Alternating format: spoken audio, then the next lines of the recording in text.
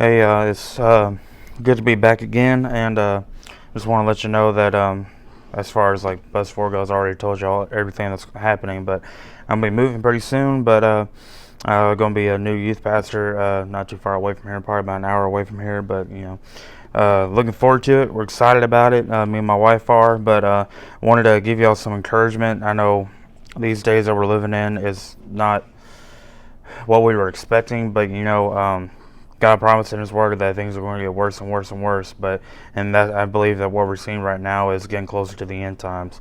I don't think we're there yet, but we're getting closer and closer because God said in His Word there's going to be wars, rumors of wars, and pestilence, and we're seeing that with COVID-19. We're seeing that with the riots, and with everything like that. And so, just being prayer for our country, being prayer for our leaders and our president, that God will give them wisdom during this time to be able to take care of that. But I want to give y'all some encouragement during this time, and that encouragement, I believe, is found in Daniel chapter 3. If you have your Bibles, please open them to Daniel chapter 3. Daniel chapter 3, God showed me something while reading through this one day and just thinking about it and meditating over it. And by the way, when you read the Bible, do that. Take a verse that sticks out to you and just meditate upon that. Think about it, study it. There's different places that you can go to look up what this word means and what that means. And so just meditate upon that. So while meditating upon this verse, God showed this to me.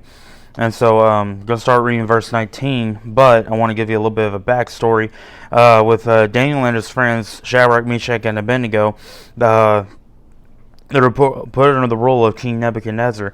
And so with King Nebuchadnezzar, he had some advisors that came up to tell him that, hey, King, look, um, King Nebuchadnezzar wanted to build an image of gold because he had a dream of this big image of gold. And so he wanted to build this in order to show people how great he was. He wanted to be boastful. He wanted everyone to see his great accomplishments. He believed that everything that he did was for his honor and for his glory. It was never about God. It was always about himself. And so he wanted to build this image so that everyone would come and bow down to this image of gold, this false god. And we know that in the Bible it says to not bow down to false gods, not to give in to false gods. Anything that takes the place of God is a false god. If your PlayStation takes the place of you going to church, that's a false god.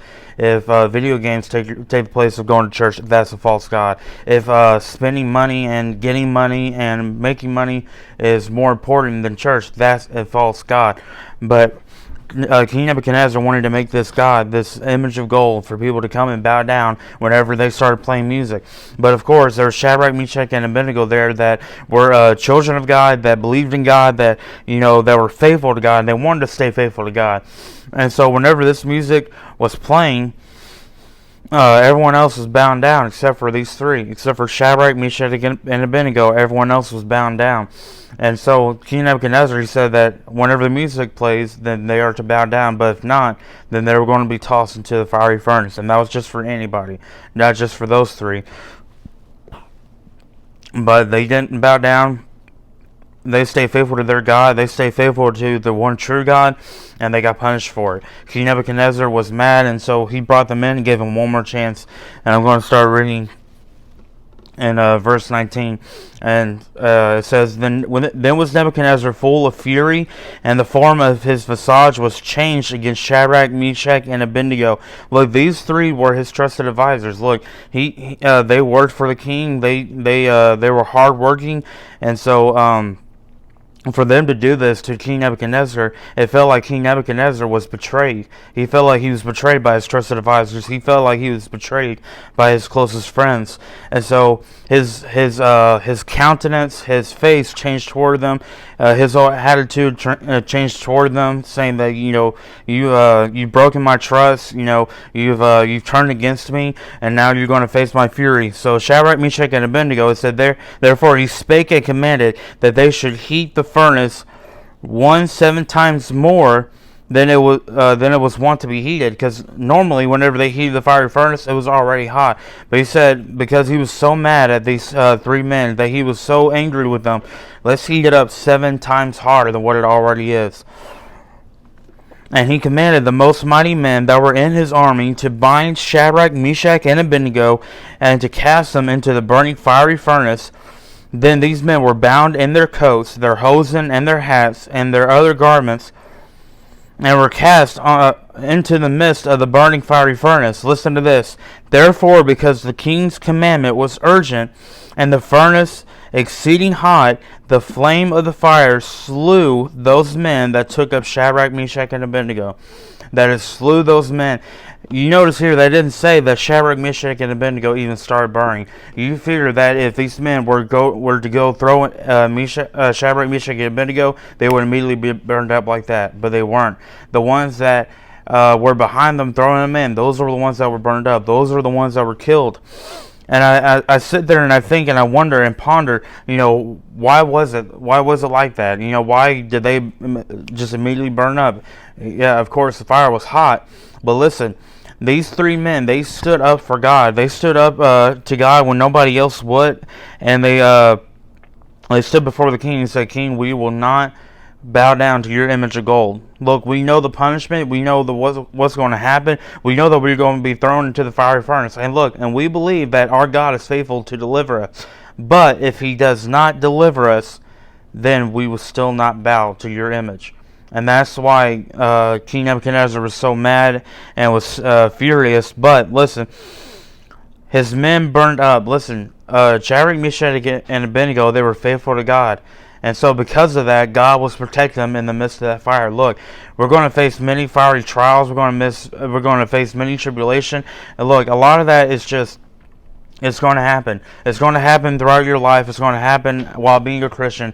You're going to face those fiery trials. I can't tell you how many trials I faced while going through Bible college, or even just being here, just how many trials that have come my way. But look, listen, in all that, we have to remember that God is in the midst of the fire with us. Look, I don't want to say it like this, but those that are without Christ, listen, they're going to go through trials, they're going to go through the fire, but it's not going to be as fun for them. And I'm not saying that it's fun for us, but look, we have God on our side. We have someone to cling to whenever these storms arise. We have someone to hold on to whenever, in the midst of the fire, whenever we're going through it, because he's walking by our side. He's with us in the midst of that fire, just like he was for Shadrach, Meshach, and Abednego. King Nebuchadnezzar, he looked down in that flame, and he saw that there was 4 men instead of 3. And he said the 4th was like the Son of God. He said that he looked like the Son of God. Jesus Christ was there walking in the midst of that fire with with them. Look, God may put you through a fiery trial to test your faith, to test whether you're going to stay faithful to him. But listen, he's walking in the midst of the flame with you. He's not going to just throw you in the fire without any notice. He's not going to throw you in the fire without being with you. He's going to be with you no matter what. He said that he was not going to leave us nor forsake us. Listen, the reason why we see that during funerals, whenever they don't know Christ, or if they're lost in this world, look, we see that they break down. They're almost having an emotional breakdown, and they're crying. And look, we have the same thing at different funerals that we go to. But listen, we have God on our side. We have the peace that passes all understanding. We have the Prince of Peace. Look, let's see. This was made recently whenever I went to a church in Minnesota. We just got back from vacation in Minnesota. He said, look, peace is not the absence of a storm, but it's the shelter in the middle of it. Peace is not the absence of a storm, but the shelter in the middle of it. Look, we want to say that it's peaceful and it's great when we're up on the mountain where it's all sunshine and there's no clouds in the sky. It's not raining. It's not stormy, and and everything's just going good. Everything's just going right, and everything's going our way. But whenever one storm cloud arises and it starts sprinkling, that's when we want to start questioning where God is. But listen, He's right there in the middle of the storm with you. He's right there, ready to pick you up. He's right there, ready to take you through that trial, take you through those rainy days. He's right there, standing with you. He's the shelter in the middle of the storm. He's the shelter whenever mom and dad may split up. Whenever mom and dad are arguing with each other, He's right there for you. He's right there, someone to cling on to. Listen, if you're not clinging on to Jesus Christ in the middle of those trials, if you're trying to cling on to your friends and your family, you're trying to cling on to human beings, listen, they're going to fail you. And look, it's sad to say, he's like, no, my mom's not going to fail me. My daddy's not going to fail me. Listen, they're human beings just like you and me. And so we need to learn that we need to lean on Jesus Christ. We need to lean on God. We need to trust Him. The Bible says to trust in the Lord with all of thine heart, and lean not into thy own understanding. In all thy ways acknowledge Him, and He shall direct thy paths. Listen, I know that whenever I go through these trials, and I mean, for example, me and my dad, we were on our way back. He was taking me back to college. We were in a truck that we had borrowed. And listen, we were just sitting at a stoplight, and then a semi-truck comes and then rams us from the side, knocks my dad out, and I'm right there, and I'm sitting there thinking, I'm ashamed to think this, but I said, why, God? We were almost there. We were almost there to college. So why put us through this? Why did this happen? But listen, after looking back on the whole thing, I saw God's hand on it.